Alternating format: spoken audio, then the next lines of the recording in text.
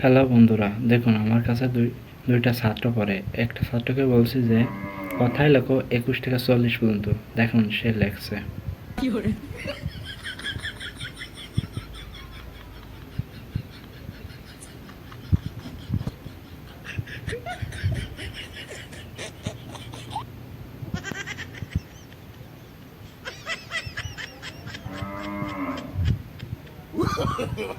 No, no, no, no.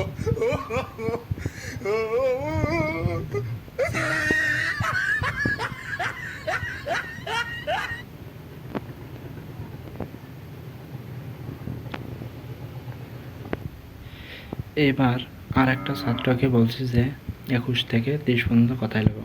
দেখুন 21 থেকে 30 পর্যন্ত কথা লেখছে।